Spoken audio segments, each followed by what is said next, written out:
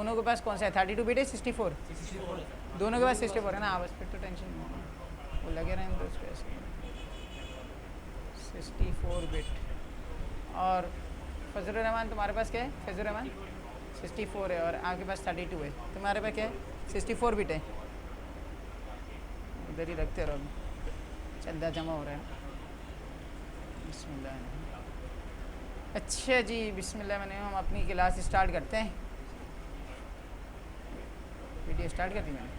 अच्छा, तो लास्ट जो हमारी क्लास हुई थी उससे हमने प्रॉपर वर्किंग अपनी स्टार्ट की थी और उसमें एक मेथड हमने डिस्कस किया था लाइन के हवाले से ना। टॉपिक हमने लाइन का पढ़ा था। मैं दोबारा से डेफिनेशन इसमें लिख लेता हूँ ताकि जो लोग न्यू आए उनके पास भी टेक्स्ट लिखा हुआ आ जाए। वैसे तो मैं वीडियो दे दूँगा प्रीवियस लास्ट क्लास की, तो उस वीडियो के अंदर साउंड भी होगी और पूरा लिखा हुआ भी आ रहा होगा ना, तो उससे वो अपना रिकवर कर देंगे। लेकिन इधर भी हम दोबारा लिख लेता हूँ। हमने टॉपिक डिस्कस किया था लाइन के हवाले से। हाँ भाई फैज़ुर रहमान, लाइन क्या थी?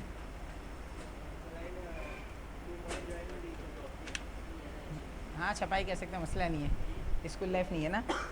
लाइन शॉर्ट की चल रही थी, लाइन की एल, लाइन की शॉर्ट की थी एल। और लाइन हम क्या कह रहे थे, डेफिनेशन इसकी अगर इस पर आ रहे थे तो डेफिनेशन चल रही थी 2 points join with each other, 2 points join with each other at specific distance. किसी मखसूस फासले के ऊपर 2 पॉइंट आके अटैच कर लेते हैं तो वो चीज़ क्या बन जाती है, लाइन। और इस लाइन के अंदर हमने थोड़ा सा मोड्स वगैरह को भी डिस्कस किया था और मेथड्स को भी डिस्कस किया था कि लाइन के मेथड्स वगैरह क्या है लकीर के हवाले से।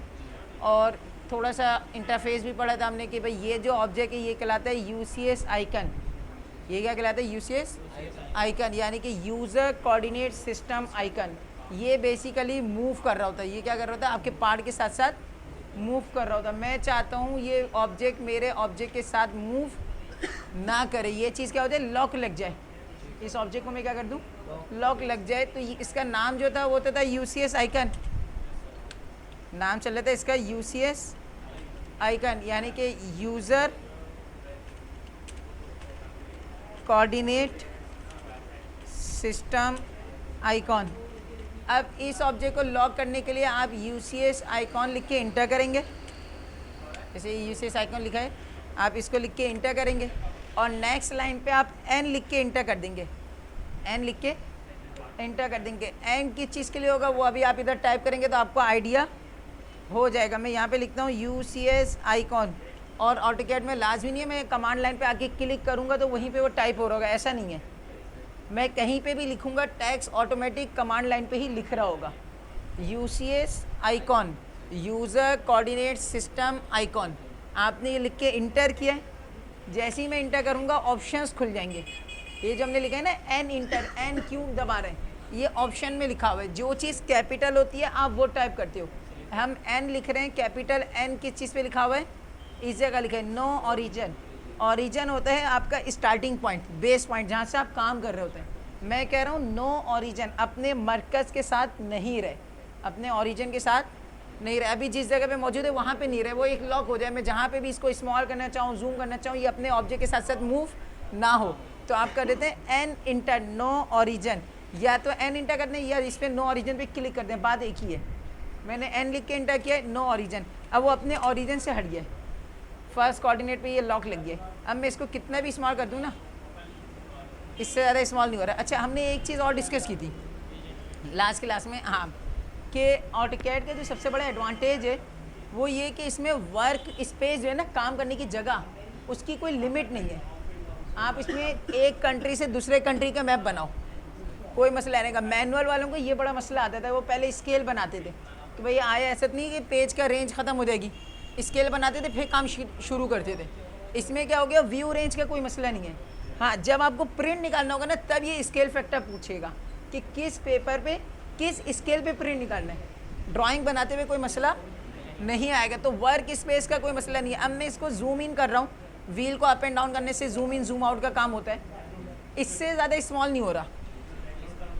क्यों नहीं हो रहा है, क्योंकि इसकी एक रेंज है यूसीएस की। क्योंकि वजह ये है कि इंजीनियरिंग सॉफ्टवेयर है, कोऑर्डिनेट्स पे काम कर रहा है। और इसकी मैंने एक एग्जांपल भी दी थी कि जब आप यहाँ से जाते हैं, हाईवे क्रॉस करते हैं, तो टूल प्लाजा आ जाता है। टूल प्लाजा आने का मतलब ये नहीं कि हाईवे ख़त्म हो गया। टूल प्लाजा एक टैक्स है, आप टैक्स पे करो और वहाँ से गुजर जाओ। तो रोड तो चल रही है, हाईवे तो चल रहा है। ऐसी मामला इसका भी है, ये कोऑर्डिनेट्स पे काम कर रहा है, इसके कोऑर्डिनेट की लिमिट ख़त्म हो गई है।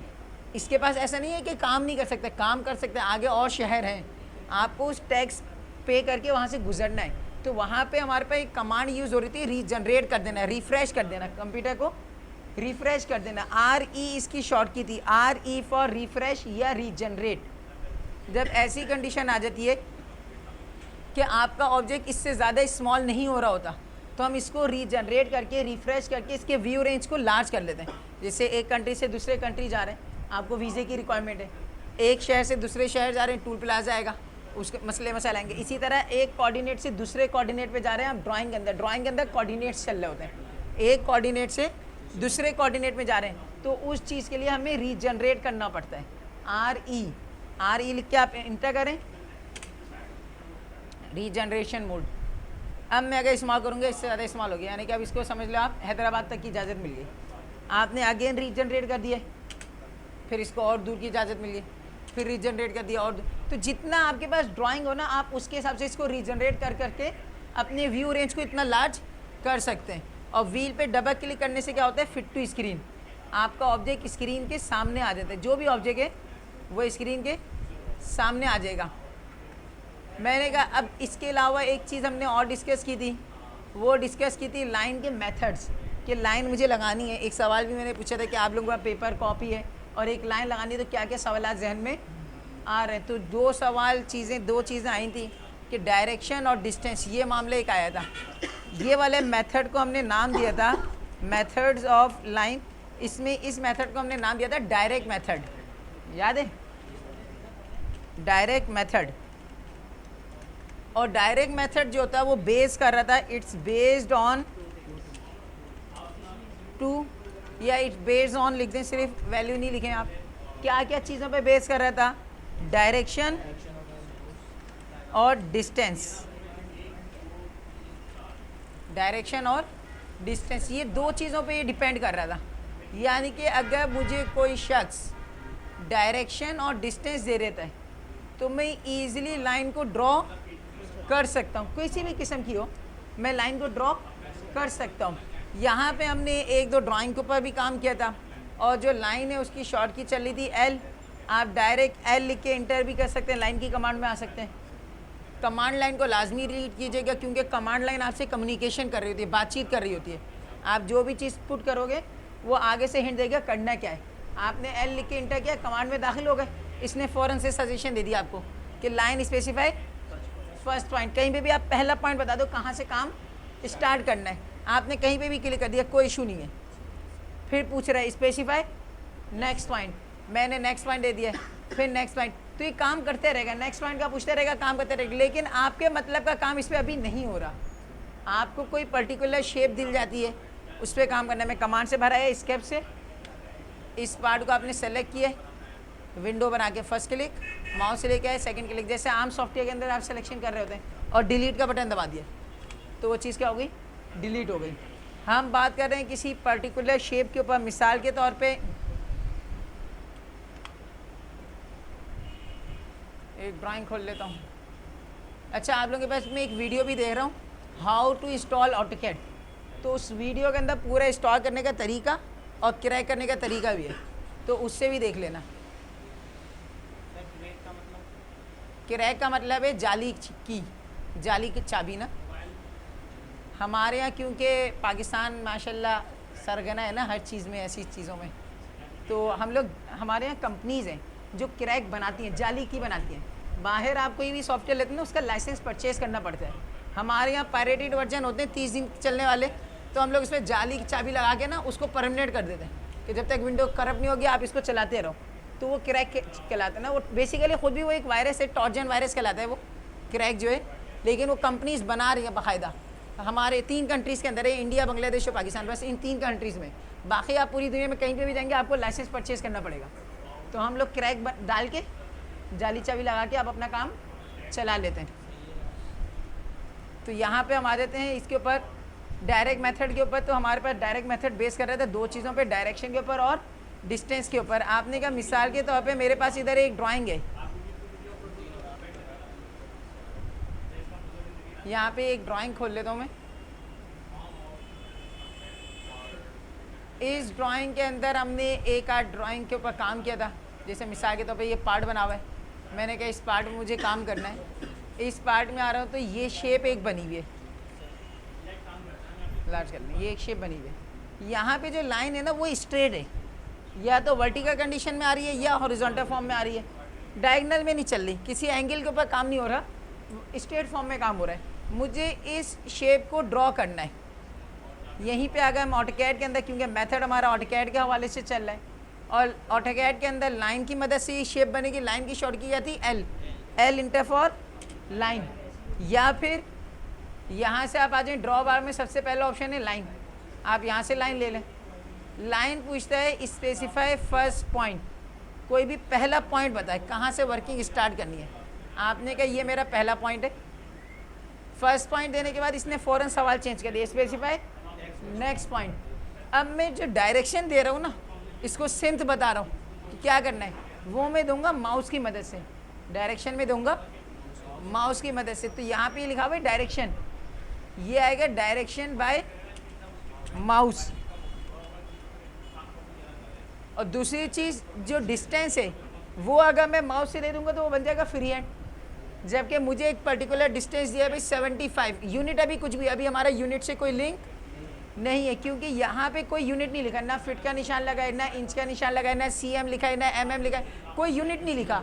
तो अभी हम इससे आज़ाद हैं, डेसिमल फॉर्म में काम कर रहे हैं। लेकिन जब हमारे पास ड्राइंग के अंदर कोई यूनिट लिखा हुआ आएगा, एक निशान फिट का लगा हो, डबल निशान इंचज़ का लगा हो, या सेंटीमीटर मिलीमीटर कोई आगे वैल्यू लिखे, फिट लिखा हो, तो हम फिर उस पर यूनिट के ऊपर काम करेंगे। अभी कुछ भी नहीं है, आप इसको भूल जाओ। आपने क्या एक लाइन लगानी है, L for line, specify first point, कोई भी पहला पॉइंट दे दिया आपने, डायरेक्शन दूंगा माउस से, माउस से डायरेक्शन दे रहा हूँ, और डिस्टेंस दूंगा कीबोर्ड से। अभी मैं वैल्यू दूंगा ना, तो जो एंगल की डायरेक्शन आई हुई है उसी डायरेक्शन के ऊपर लाइन लग जाएगी। देख रहे हैं, लाइन डार्क हो गई और लाइट हो गई, यानी कि वहाँ तक लाइन लग चुकी है। अब मैं माउस से डायरेक्शन चेंज करूँगा, कीबोर्ड से डिस्टेंस, काम तो हो रहा है, लेकिन मेरे मतलब का काम अभी भी नहीं हो रहा। मुझे लाइन चाहिए स्ट्रेट, मुझे लाइन क्या चाहिए स्ट्रेट। जो स्ट्रेट लाइन थी ना, उसके लिए हमने मोड डिस्कस किए थे। यहाँ पे जो ऑप्शन थे ना, ये थे मोड्स, और जब आप लोग इंस्टॉल करेंगे तो आप लोगों के पास ये शक्ल आई हुई होगी इस तरह की, सैम्बर्स बने हुए होंगे, नाम लिखे हुए नहीं आ रहे होंगे। आप किसी भी मोड के ऊपर राइट क्लिक करना, सेटिंग यहाँ पे आया होगा यूज़ आइकन, इसमें से चेक हटा दें तो यहाँ पे नाम लिखे हुए आ जाएंगे। यहाँ पे सबसे पहले हमने एक मोड यूज़ किया था, ऑर्थो मोड, हमने मोड यूज़ किया था ऑर्थो मोड, और इसका पर्पस क्या था, स्ट्रेट, स्ट्रेट काम करने के लिए। F8 इसकी शॉर्ट की थी, used for straight purpose, used for straight purpose. ये जो मेथड है ये यूज़ होता है स्ट्रेट काम करने के लिए, सीधा काम करने के लिए।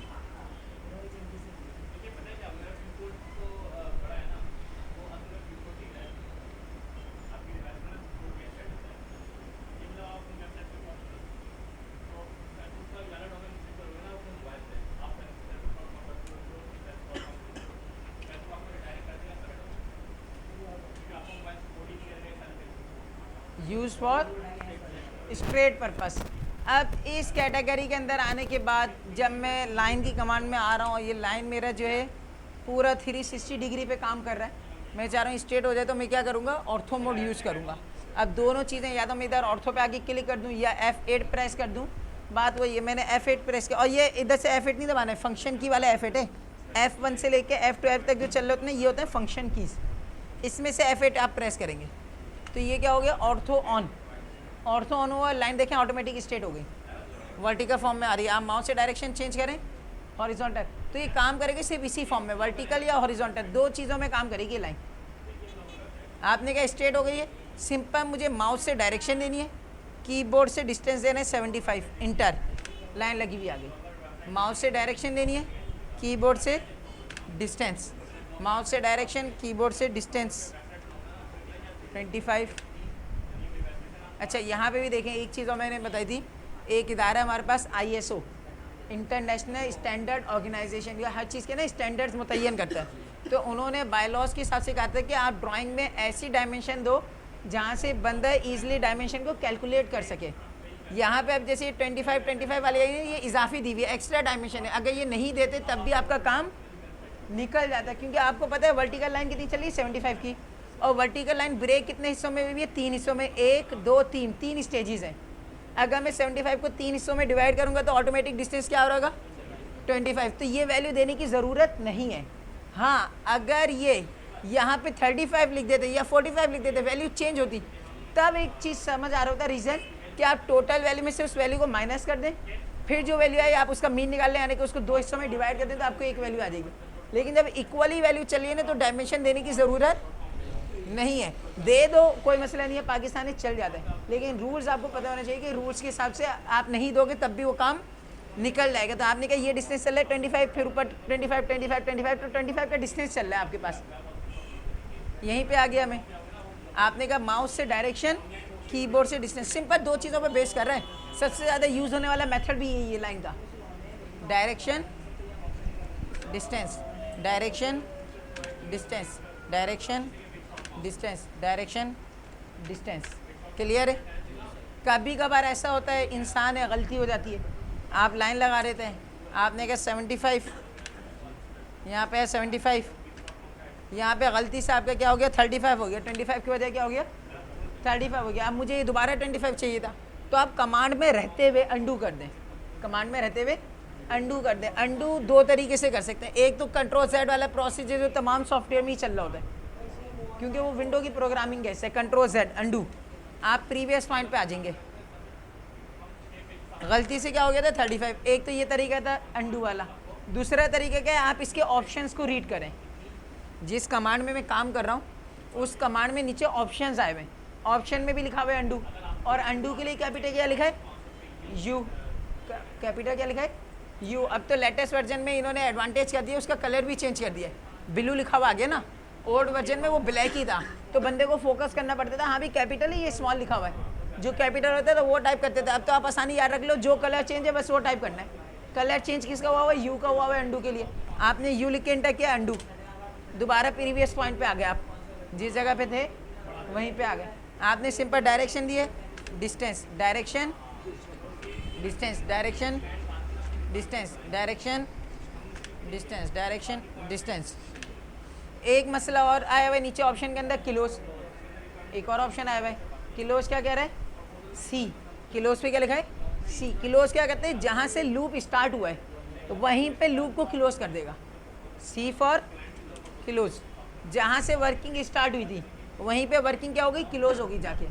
हाँ, अगर बीच में ब्रेक हो जाता तब मसला था, उसके लिए हमने एक मोड और पढ़ा था। मिसाल के तौर पे लाइन में आया मैंने कहा first point direction distance, direction distance, गलती से क्या हो गया डबल इंटर हो गया, डबल इंटर होगा ना आप कमांड से बाहर आ जाएंगे, डबल इंटर होने से आप कमांड से बाहर आ गए। अब मैं चाह रहा हूँ अगेन कंटिन्यू करूँ लाइन को, जहाँ पे स्टॉप हो वहीं से, ऐसा नहीं है कि मैं दोबारा से बनाना शुरू करूँ, अटेंड कर लूँ।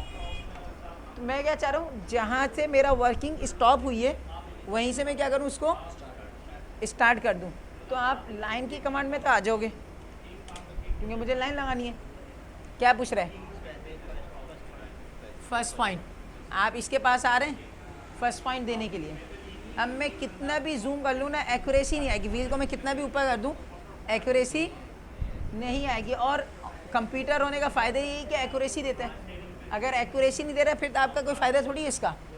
एक्यूरेसी देने के लिए यहाँ पे एक मोड दिया गया जिसका नाम है ऑसनैप, ये लिखा हुआ है ऑप्शन ऑसनैप, शॉर्ट की इसकी F3 होती है। ऑसनैप यूज़ होता है फॉर कैचिंग द पॉइंट, मैं इधर लिख भी देता हूँ जिसके पास नहीं लिखा ताकि वो इसमें लिख ले। ऑसनैप used for catching the point. आज और बच्चे भी नहीं आए ना, एक दो ला, कौन नहीं, कौन था, और मुजीब नहीं आया, मुजीब नहीं आया और मैडम रबाब नहीं आई। अच्छा, ऑस्नेप और तो एक और बंदा भी है उजैर नाम से, लेकिन वो पहली क्लास ही नहीं आ रहा, वो भी फीस जमा करवा के गया और पता नहीं कहाँ, फ़ोन भी नहीं उठा रहा है। ऑस्नेप मोड क्या होता है? पॉइंट को कैच करने के लिए यूज़ हो रहा होता है कि आप चाहते हैं किसी पॉइंट को कैच करते हैं, ऐसे भी लोग हैं। लाइन में आ गए आप, लाइन की कमांड में ही आप इसे स्पेसिफाई फर्स्ट पॉइंट, आप जैसे ही इसके पास आ रहे हो ना, पॉइंट कैच नहीं कर रहा है, तो आप इसमें क्या कर देंगे F3 जैसे ही मैं प्रेस करूँगा और स्नैप मोड ऑन हो गया। जैसे ही और स्नैप मोड ऑन होगा मैं इसके पास आऊँगा, ये पॉइंट टारगेट बना रहा होगा। क्या करना है, मैंने कहा हाँ यही पॉइंट चाहिए, आप क्लिक कर दो, कैच हो गया पॉइंट। ये और स्नैप का काम है। 25। अब देखें इधर मैंने लाइन ब्रेक की थी, लाइन मेरी क्या हो गई थी, ब्रेक हो गई थी लाइन। अब मैं चाह रहा हूँ अगेन मेरी लाइन क्या हो जाए, कंटिन्यू हुई है ना यहाँ से। अब मैं अगर क्लोज कर रहा हूँ ना, तो ये आपकी भूल है कि ये कंटिन्यू करके ऊपर का लूप क्लोज करेगा। जहाँ से आपने लाइन दोबारा स्टार्ट की है उस पॉइंट पे जाके अपने लूप को क्लोज करेगा। लाइन मेरी स्टार्ट कहाँ से हुई है, इस जगह से, कंटिन्यू मैंने किया यहाँ से, तो यहाँ पे ही लूप क्लोज हो जाएगा। मैं सीनटा करूँगा ना, यहाँ पे क्लोज हो गया, क्योंकि मैंने नेक्स्ट टाइम काम यहाँ से शुरू किया है। जहाँ से मैं वर्किंग स्टार्ट करूँगा वहीं पे लूप क्लोज हो रहा होगा। अगर कभी गलती से बीच में आप ब्रेक हो गए और दोबारा से वर्किंग शुरू किए तो आप किसी इंटर क्लोज नहीं करें, आप यहाँ पे जाके या तो क्लिक करें, वैल्यू पता तो आप वैल्यू टाइप करें, नहीं पता तो आप क्लिक करके आप स्केप से कमांड से बाहर आ जाए, कोई मसला इसमें। यहाँ तक का ऑप्शन था जो हमने लास्ट क्लास में डिस्कस किया था लाइन के हवाले से, जिसमें डायरेक्ट मेथड था, और डायरेक्ट मेथड के साथ साथ दो हमने मोड डिस्कस किए थे, ऑर्थो और स्नैप। ऑर्थो काम कर रहा था स्टेट पर्पस पे, और स्नैप काम कर रहा था पॉइंट को कैच करने के लिए। क्लियर हो गया ये? कभी कभार ऐसा होता है कि स्नैप ऑन भी हो रहा होता है लेकिन पॉइंट कैच नहीं कर रहा होता, और स्नैप ऑन हुआ है लेकिन पॉइंट कैच नहीं कर रहा। वो वजह ही होती है कि स्नैप की सेटिंग हिली हुई है। आप स्नैप पे राइट क्लिक करें, यहाँ पे ऑप्शन आया हुआ सेटिंग, सेटिंग में जिन जिन चीज़ों के ऊपर चेक लगा हुआ है ये उन पॉइंट को कैच कर रहा होगा। आप सब पे भी चेक नहीं लगाइएगा, क्योंकि यहाँ पे एक चीज़ आई हुई है, ये ख़तरनाक ना, नियरेस्ट पॉइंट, मुझे इस पॉइंट को कैच करना है। नियरेस्ट रन होगा ना तो हर नज़दीक के पॉइंट पे ये टारगेट बनाते हुए आ रहा होगा, तो जो मुझे 2 सेकंड में पहुँचना था वो 20 सेकंड में पहुँच रहा हूँगा। तो हर चीज़ भी ओपन नहीं करते, जब जिस चीज़ की नोयत होगी हम उसको उस टाइम ओपन करेंगे। नॉर्मल हम जो ओपन रखते हैं वो एंडिंग पॉइंट, मिड पॉइंट, ये लाइन के ऊपर काम कर रहे होते हैं। एंडिंग या स्टार्टिंग का मतलब एक ही है, और लाइन का मिड। सेंटर पॉइंट हम ऑन रखते हैं, एक सर्किल है, दायरा है, उसका बीच वो सेंटर पॉइंट है। इसी तरह कोऑर्डिनेट्स है, सर्किल है, उसके चारों सिमतें जो आई हुई हैं वो कोऑर्डिनेट्स हैं, वो ओपन रखते हैं। इंटरसेक्शन, कहीं पे भी लाइन टकराते हुए गुजर गई है तो वो इंटरसेक्शन पॉइंट है, हम उसको ओपन रखते हैं। और टेंजेंट पॉइंट, कोई भी सर्किल है उसके ऊपर स्लोप में लाइन कटिंग करते हुए जा रहे हैं तो वो टेंजेंट पॉइंट है। इन चीज़ों को हम ओपन रखते हैं। अच्छा जी, आ जाते हैं नेक्स्ट टॉपिक के ऊपर, क्योंकि मेथड्स के हवाले से बात हो रही थी। आज जो मेथड हम पढ़ेंगे ना उसमें आ जाएंगे, थोड़ा सा पैटर्न चेंज कर लेते हैं स्लोप के ऊपर। सीधी लाइन का तो चलो बहुत मामला चल रहा होता है, सीधी ना 90% हमारी सीधी लाइनों पे काम चल रहा होता है, लेकिन कभी कभार ना लाइन आपके पास स्लोप में भी लगी हुई आ जाती है, डायगनल में लाइन आ जाती है, डायगनल में ऐसे स्लोप में लगी हुई। जब ऐसी स्लोप में लाइन आ जाती है तो ऐसी स्लोप की लाइन के लिए मुझे क्या क्या चीज़ें चाहिए होंगी, क्या आइडिया जहन में आ रहा है, क्या चीज़ें पता होना चाहिए जिससे आप इस तरह की लाइन को ड्रॉ कर सकते हैं? डिस्टेंस और एंगल, दो चीज़ें आ गई कि भाई इसका एंगल जाविया पता होना चाहिए, और इसका फासला पता होना चाहिए कि लाइन का फासला कितना है। अगर मैं आपको बोल देता हूँ 45 डिग्री पे 90 की लाइन लगा दो तो आप इजीली लाइन लगा सकते हो, क्योंकि आपको मैंने क्लोज टॉकिंग कर ली ना, मैंने आपको ऐसी चीज़ दे दी है जिससे आप इजीली उस शेप को क्रिएट कर सकते हैं। तो ये जो मेथड है ना ये कहलाता है पोलर मेथड, या मैथमेटिक्स तो पढ़ी होगी, सिविल वाले, सिविल है क्या है, इलेक्ट्रॉनिक्स, ये हाँ वो तो पढ़ेंगे। इलेक्ट्रिकल इलेक्ट्रॉनिक तो आधी फिजिक्स से समझ ले। अच्छा खैर, आपकी सिविल है, बचपन से नहीं बनी क्यों? 440 वाट का करंट लग जाता है। अच्छा आपकी सिविल है, आपकी भी सिविल है, सब सिविल वाले। वो बैठे हैं आपके साथ ही ना, इलेक्ट्रॉनिक इलेक्ट्रिकल के लिए। इलेक्ट्रिकल ना, इलेक्ट्रिकल बेसिकली इलेक्ट्रॉनिक उसी की सब ब्रांच है, आपकी सब ब्रांच है। तो इलेक्ट्रॉनिक कोई अलग से फील्ड नहीं है, उसी की सब ब्रांचें इलेक्ट्रिकल के हवाले से। तो यहाँ पे स्लोप ना मैथमेटिक के हवाले से बता रहा था, हम जब स्लोप की लाइन लगाते हैं ना, इसमें 4 चीज़ें चल रही होती हैं। किसी ने पीले स्कूल से पढ़ा होगा, गवर्नमेंट स्कूल से, तो उनकी टर्मिनोलॉजी थोड़ी चेंज होती है, वही बता देता हूँ। कायदा, वितर, उमूद, उन्होंने वो नाम पढ़े होंगे। जिसने इंग्लिश मीडियम से पढ़ा होगा उन्होंने पढ़ा होगा बेस, परपेंडिकुलर और हाइपोटेन्यूज। ये बेस होता है आपका, कायदा वगैरह जो चल रहा था, ये बेस है। ये परपेंडिकुलर है और ये आपका हाइपोटेन्यूज है। ये 3 चीज़ें आपके पास चल रही हैं। अगर मुझे बेस और परपेंडिकुलर मिल जाता है तो मैं इसकी मदद से हाइपोटेन्यूज निकाल सकता हूँ पाइथागोरस थ्योरम लगा के। अगर मुझे हाइपोटेन्यूज और टेंजेंट यानी कि एंगल ये मिल जाता है तो इन 2 चीज़ की मदद से मैं बेस और परपेंडिकुलर निकाल सकता हूँ। यानी कि स्लोप में मैं 2 तरीके से काम कर सकता हूँ। या तो मुझे बेस और परपेंडिकुलर मिल जाए तो मैं हाइपोटेन्यूज ले लूँगा, या मुझे हाइपोटेन्यूज और एंगल मिल जाए तो मैं बेस और परपेंडिकुलर निकाल लूँगा। तो ये कंडीशन के लिए हमारे पास 2 मेथड यूज़ हो रहे होते हैं। स्लोप की लाइन में 2 तरीके से लगा सकता हूँ। या तो मुझे एंगल और डिस्टेंस मिल जाए, जैसे अभी आप लोगों ने डिस्कस किया कि एंगल और डिस्टेंस, अगर ये 2 चीज़ें मिल रही हैं कि भाई कितना डिस्टेंस छोड़ के मुझे एंगल लगाना है, तो मैं ईजिली इस लाइन को ड्रॉ कर सकता हूँ। और ये लाइन, ये वाला मेथड मेरा कहलाएगा पोलर मेथड। पोलर कहते हैं एंगल को, पोलर कहते हैं एंगल को। अगर एंगल और डिस्टेंस मिल जाए तो पोलर मेथड। तीसरा मेथड जो हम पढ़ेंगे वो भी स्लोप के लिए, लेकिन उस सूरत में आपको ना एंगल पता होगा ना ये वाला डिस्टेंस पता होगा। मैं आपको बोलूँगा इन 2 के अलावा आप कोई चीज़ पूछना चाहो आप पूछ लो। एंगल और डिस्टेंस के अलावा आप जो पूछना चाहो पूछ लो, मैं बताने के लिए तैयार हूँ। लाइन ऐसी लगानी है तो आप क्या पूछोगे, बेस और परपेंडिकुलर, कि मैं इसको एक्स वैल्यू और वाई वैल्यू दे दूँ। अगर मैं एक्स और वाई वैल्यू दे दूँगा, आप ये लाइन लगाओगे ऑटोमेटिक स्लोप में लाइन लग जाएगी, उसी लाइन उसी एंगल पे लग जाएगी।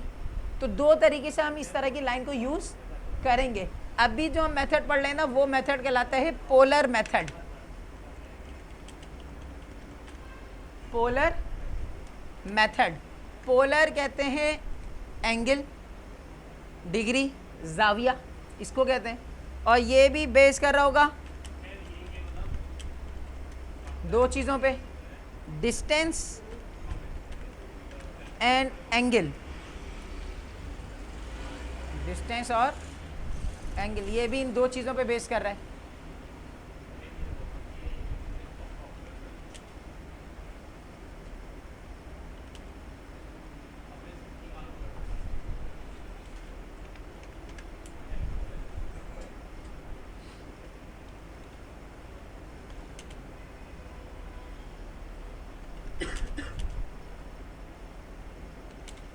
मैं एक चार्ट बना रहा हूँ वैसे अंदाजे से, ताकि आप लोगों को थोड़ा सा ना याद हो सके, क्योंकि हमारे यहाँ जो स्लोप में लाइन चल रही होती है ना वो ज़्यादातर कोई मखसूस वैल्यू होती है, उसी को पर ही स्लोप कट रहा होता है।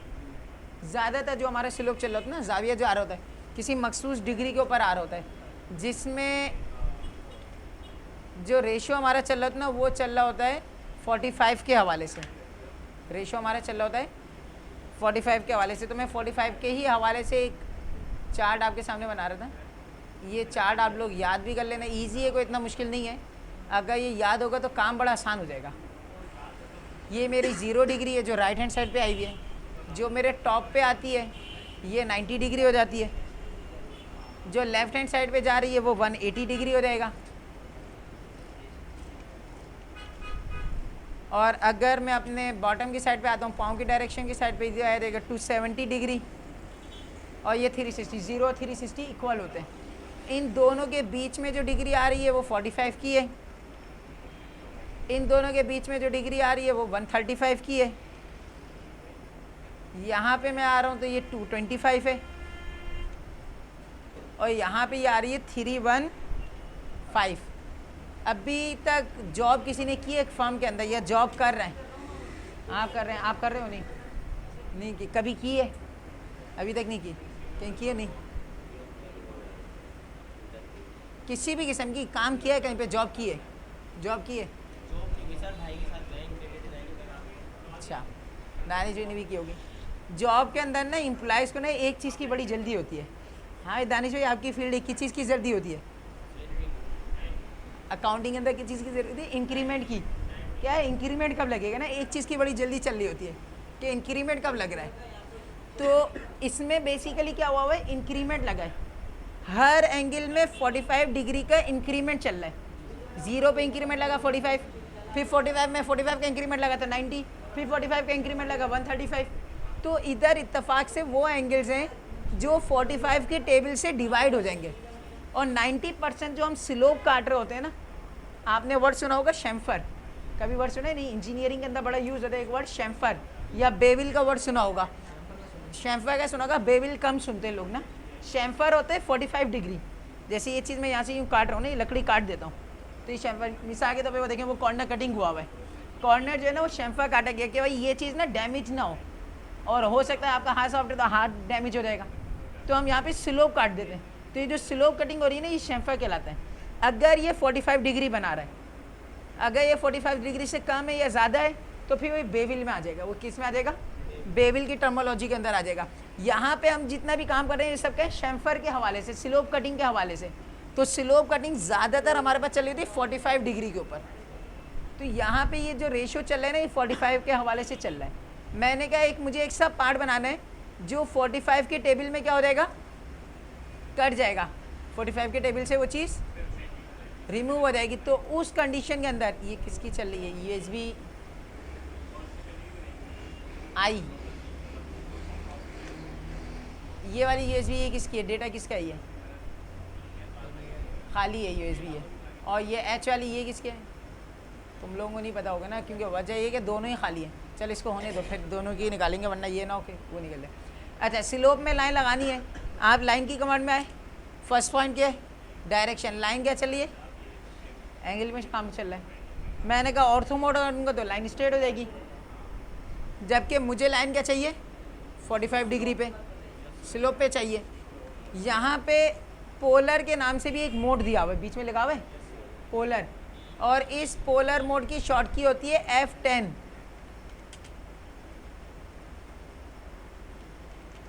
पोलर मोड शॉर्ट की है F10, यूज्ड फॉर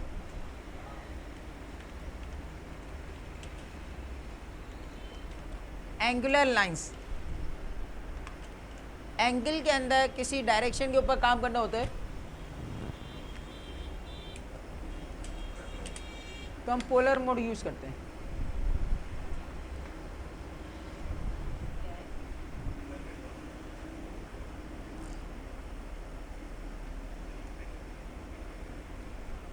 अच्छा, यहाँ पे अब आप एक चीज़ देखो, पोलर F10 है, ऑर्थो F8 है। मैं पोलर ऑन करता हूँ, F10 दबाता हूँ, पोलर ऑन हो गया, ऑर्थो ऑटोमेटिक ऑफ हो गया। मैंने F8 दबाया, पोलर ऑफ हो गया। इनकी टसल है आपस में ना। पोलर के अंदर ऑर्थो काम नहीं कर सकता, ऑर्थो में पोलर काम नहीं कर सकता। ये वही मिसाल है, एक नियाम में दो तलवार नहीं रह सकती। ये पाकिस्तान तो है नहीं सबको खुश रखे, तू भी खुश रहे मैं भी खुश रहूँ ना। यहाँ पे क्या होता है देखो, पोलर के पास है एंगल, पोलर के पास चल रहा है एंगल, और एंगल आपके पास सर्किल में कितने चल रहे हैं? पूरे 360। जबकि ऑर्थो लिमिटेड काम कर रहा था। ऑर्थो के पास क्या थे? 4 डिग्री चल रही थी, 0, 90, 180, 270, ये 4 डिग्री पे काम कर रहा था। पोलर के पास वो चीज़ ऑटोमेटिक मौजूद है, 0 डिग्री भी मौजूद है, 90 डिग्री भी मौजूद है, 180 भी मौजूद है, 270 या 360 भी मौजूद है। तो उसको हेल्प लेने की ज़रूरत नहीं है, पोलर को ऑर्थो की हेल्प लेने की ज़रूरत नहीं है, क्योंकि उसके पास ऑलरेडी वो चीज़ मौजूद है। ये तो हम लोग है ना नेकियां माशाल्लाह इतनी कर रहे होते हैं कि नहीं ये चलो दूसरे का भला हो जाएगा, चल रहा होता है पाकिस्तान के अंदर। लेकिन यहाँ पे ऐसे नहीं है, क्योंकि गोरों का बनाया हुआ सॉफ्टवेयर है। आप जैसे ही F10 दबाते हो और पोलर मेथड जो है वो ऑर्थो को यानी कि डायरेक्ट मेथड को किक मार देता है कि आपकी रिक्वायरमेंट मुझे नहीं है। यहीं पे आप लाइन की कमांड में अब क्या हो रहा है आपके पास, मैं आ रहा हूँ ना, एक ग्रीन डॉटेड लाइन आ रही है, ये कहलाती है रेफरेंस लाइन। पोलर मेथड के अंदर रेफरेंस लाइन आती है, पोलर मेथड के अंदर रेफरेंस लाइन आ रही होती है, और ये रेफरेंस किसी मखसूस डिग्री के ऊपर काम कर रहा होगा। मैं माउस ला रहा हूँ ना, रेफरेंस लाइन आ गई, किस डिग्री पे आई? 90 पे, यानी कि 0 के बाद वो किस पे आई है? 90 के ऊपर। और फिर मैं माउस आगे लेके आ रहा हूँ, फिर रेफरेंस आया 180 पे।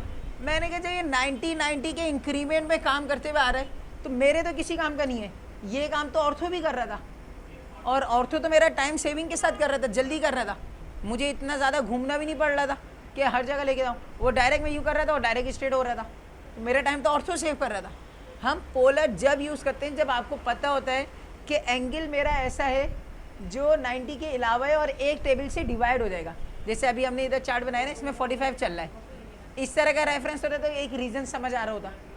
अब यहाँ पे कुछ ना कुछ तो मसला है ना, कुछ प्रोग्रामिंग कुछ दिया हुआ है कि वो 90 के पास जा रहा है, बीच में नहीं रुक रहा, वो इसकी सेटिंग है। पोलर के ऊपर आप राइट क्लिक करें, ऑप्शन आया हुआ सेटिंग, राइट क्लिक करें, ऑप्शन क्या आ गया, सेटिंग। सेटिंग के अंदर ये ऑप्शन लिखा हुआ है इंक्रीमेंट एंगल, इंक्रीमेंट लग रहा है। इंक्रीमेंट कब लगता है, साल गुजरने पे, अच्छी रिस्पॉन्स देने पे ना। तो यहाँ पे इंक्रीमेंट आया हुआ है कि भाई कितने कितने एंगल के बाद इंक्रीमेंट लग रहा है। आपने ये इंक्रीमेंट एंगल दे दिया 45 का, इंक्रीमेंट एंगल क्या दे दिया 45। अब हर 45 डिग्री के बाद इंक्रीमेंट लग रहा है, ये लाइन चल रही है 0 पे, आप आगे आए, रेफरेंस लाइन आ गई 45 पे, फिर आगे आया 90, फिर 135, तो ये आपका टाइम सेव कर रहा है, इंक्रीमेंट लग रहा है। अच्छा, मैंने कहा ड्राइंग ऐसी थी, हर जगह ऐसे टेबल्स थे जो 45 से डिवाइड हो रहे थे, लेकिन एक जगह 60 के एंगल पे भी लाइन लगी हुई है, एक जगह पे 60 के एंगल पे भी लाइन लगी हुई है। तो फिर हम 60 को तो इंक्रीमेंट में नहीं डाल सकते, 45 का रेशियो चल रहा है, 60 को हम क्या रख लेते हैं एडिशनल के तौर पे, एजाजी। जैसे हमारे यहाँ मुफ्ती के कोर्स वाले को PhD की डिग्री मिल जाती है ना, वो एजाजी डिग्री है, वो वाली डिग्री है जो ओरिजिनल PhD वाले को मिल रही है, एजाज के तौर पे मिल रही है। पाकिस्तान के 50 साल होने पे 50 का सिक्का निकल गया था, वो एजाजी था, बेनजीर के कारनामों के ऊपर उनके नाम का एक सिक्का निकल गया था, तो वो एक एजाजी सिक्का चल रहा था, वो परमानेंट आपका चलने वाली चीज़ नहीं थी। तो यहाँ पे भी एक एडिशनल का ऊपर ऑप्शन है कि आपके पास वर्किंग चली, सिर्फ एक लाइन इजाफी आई हुई है तो आप उसको एडिशनल में डाल देते हैं। ये आए हुए पोलर, आप इस पर राइट क्लिक करो, सेटिंग, ये आए हुए एडिशनल एंगल, एडिशनल आप अपनी मर्जी से 2-4 डिग्रीज डाल सकते हो कि 60 है 75 है, 2-4 डाल दें। लेकिन अगर ड्राइंग के अंदर बहुत सारा एंगल चल रहे हैं तो इससे बेहतर है कि आप मोड यूज़ नहीं करें। फिर हम फॉर्मूला पढ़ाऊंगा अभी मैं नेक्स्ट क्लास में इंशाल्लाह, तो आप फॉर्मूले की मदद से ही वो काम कर सकते हैं। अगर 1-8 डिग्री का मसला है तो फॉर्मूले से बचे, डायरेक्ट आप पोलर मेथड को यूज़ कर लो। ये आ गया आपके पास 60 एडिशनल, ओके। अच्छा, ये जो मेथड है ना, ये भी काम वैसे ही करेगा जिस तरह डायरेक्ट मेथड काम कर रहा है, जिस तरह आपका डायरेक्ट मेथड काम कर रहा है, बिल्कुल सेम उसी तरह ही काम करेगा। लाइन की कमांड में आ गए, फर्स्ट पॉइंट आपने कहा मैं ये चल रहा हूँ 0 डिग्री, माउस से आप 2 चीज़ें दे रहे थे, माउस से डायरेक्शन दे रहे थे, कीबोर्ड से डिस्टेंस। मैंने कहा माउस से डायरेक्शन दे दे 60, माउस से डायरेक्शन दे दे 60, और कीबोर्ड की मदद से क्या दे दे डिस्टेंस। कीबोर्ड की मदद से आपने डिस्टेंस दे दिया, मिसाल के तौर पे 30 या 20 दे दिया आपने डिस्टेंस।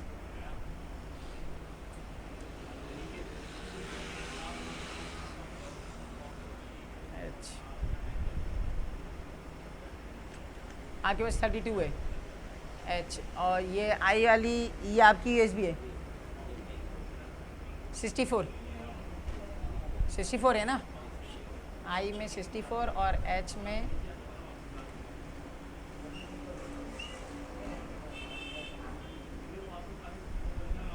और 32 आपके पास है H में। अच्छा जी, यहीं पे आ गए। आपने कहा यहाँ पे वर्किंग चली मेरे पास स्लोप के ऊपर, मिसाल के तौर पे एक ये पार्ट बन गया आपके पास, आपने कहा इस पार्ट को बनाना है, डंपर ले लो, बेलन ले लो, एक्सरसाइज जो भी चल रही है। आपने कहा इस चीज़ पे आ रहा हूँ तो ये लाइन चल रही है 75 की, ये लाइन चल रही है 50 की, ये 75 और ये 50। काम क्या हो रहा है, डायरेक्शन डिस्टेंस, डायरेक्शन डिस्टेंस 2 चीज़ों पे डिपेंड कर रहा है ना।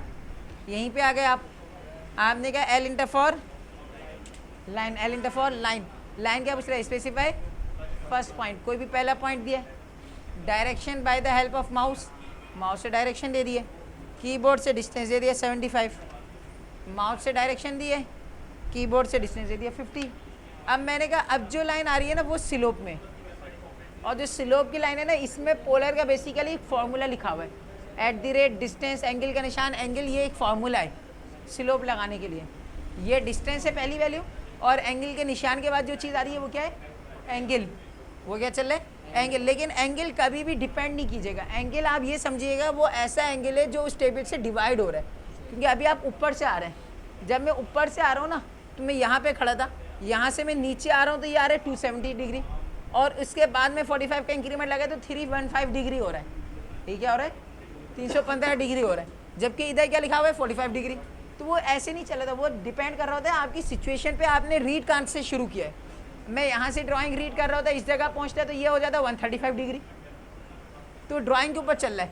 अभी जो हम ड्राइंग देख रहे हैं इस ड्राइंग के हिसाब से ये एंगल इधर आ रहा है 315 के ऊपर। वही मेथड है, माउस से डायरेक्शन देनी है, कीबोर्ड से डिस्टेंस देना है। 25 का डिस्टेंस दे रहा था, माउस से डायरेक्शन देनी है, कीबोर्ड से डिस्टेंस। अगर पोलर मोड ऑन होगा तो ये रेफरेंस लाइन आ रही होगी 75।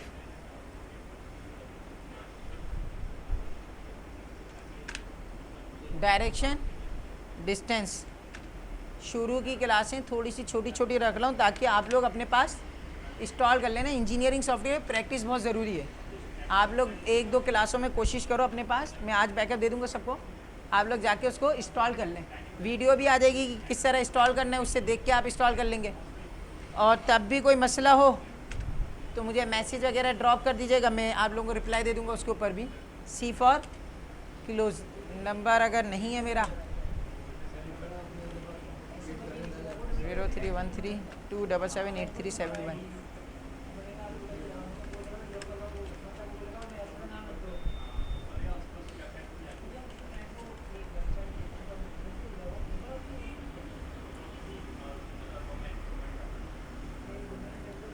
अल्लाह अकबर।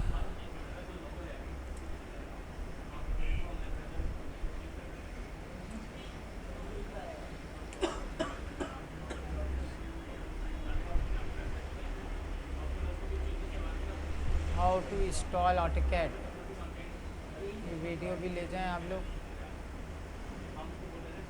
अच्छा जी, यहीं पे आ गए आप शेप के ऊपर। हम लोग बात कर रहे हैं डायरेक्ट पोलर मेथड के ऊपर ना। मुझे ये शेप बनानी है। आपने क्या इसके अंदर जो वर्टिकल या हॉरिजॉन्टल लाइनें चल रही हैं उसका डिस्टेंस दे रहे हैं 75। वर्टिकल और हॉरिजॉन्टल लाइन का डिस्टेंस दे रहे हैं 75, और जो डायगोनल में स्लोप में लाइन लगी हुई है उस स्लोप की लाइन का डिस्टेंस दे रहा है 25। स्लोप की लाइन का डिस्टेंस दे रहा है 25, और स्लोप की लाइन ऐसी है जो 45 के टेबल से डिवाइड हो रही है। नीचे एंगल लिखा है ना, 45 के एंगल से क्या हो रही है, डिवाइड हो रही है। तो आप यहीं पे आ जाओ, इसी ऑप्शन पे आ गया मैंने कहा L इंटर फॉर लाइन।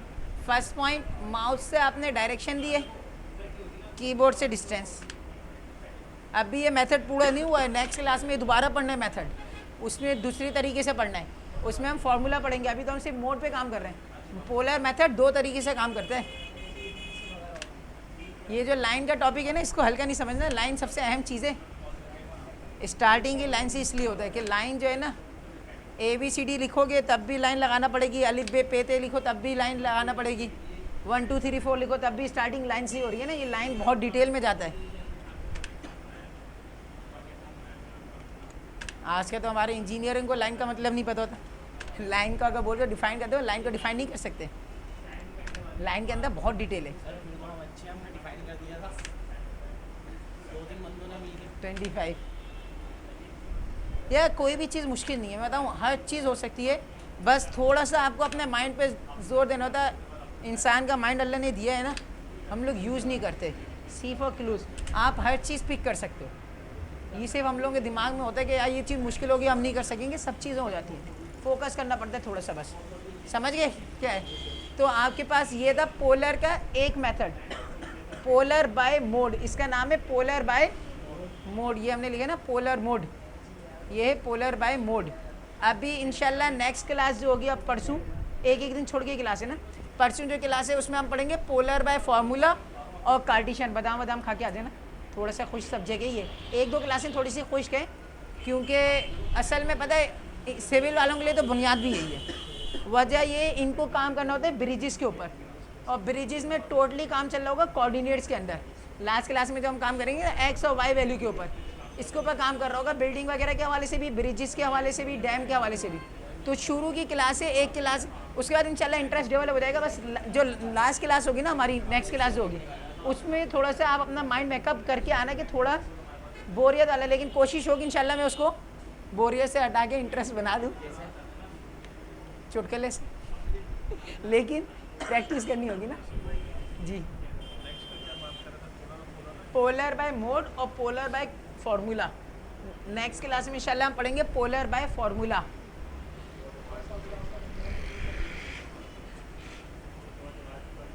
अभी तक के टॉपिक के अंदर, आज के टॉपिक में कोई सवाल किसी भी किस्म का?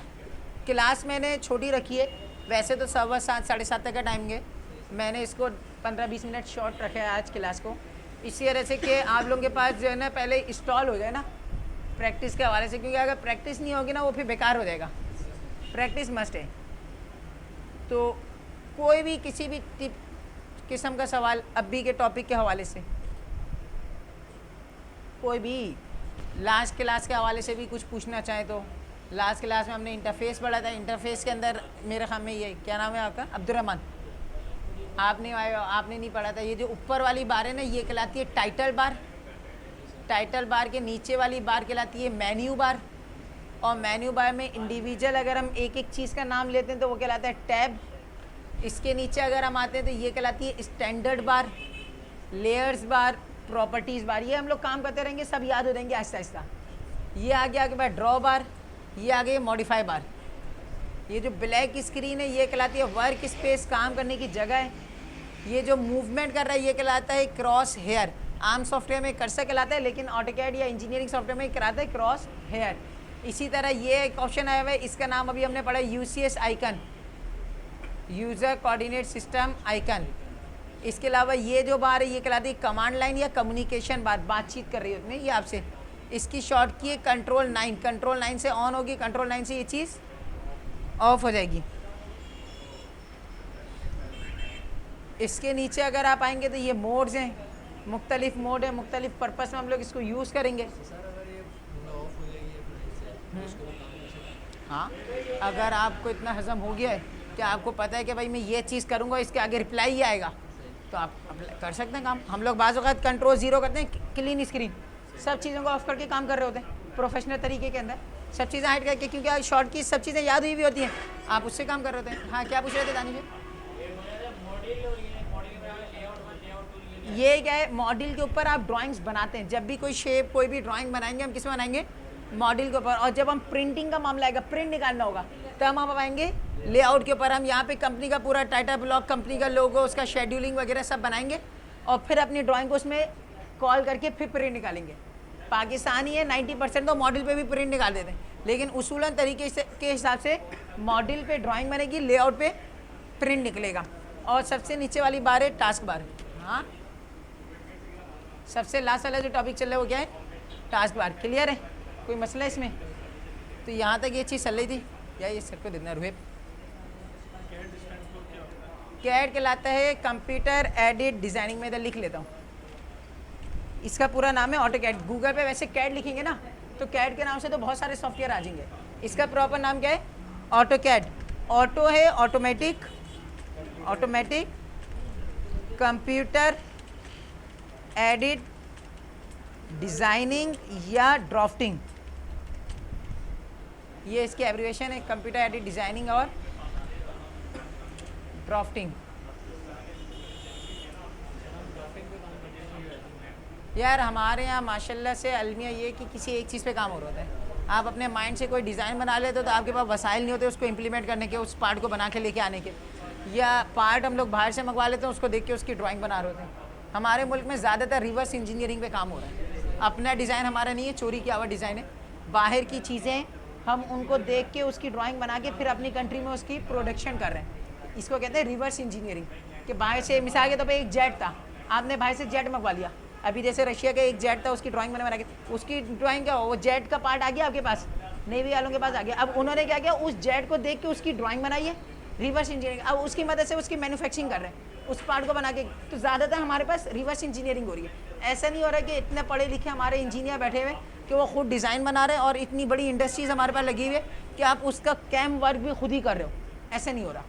तो हम लोग एक चीज़ पे काम कर रहे हैं, डिज़ाइनिंग या ड्राफ्टिंग। बाहर क्योंकि दोनों काम हो रहे हैं तो वो लोग CA लिखते हैं, ऑटोकैड के अंदर वो क्या लिखते हैं, CA, डिज़ाइनिंग एंड ड्राफ्टिंग। हमारे यहाँ चल रहे डिज़ाइनिंग या ड्राफ्टिंग। और कोई सवाल? क्लियर है?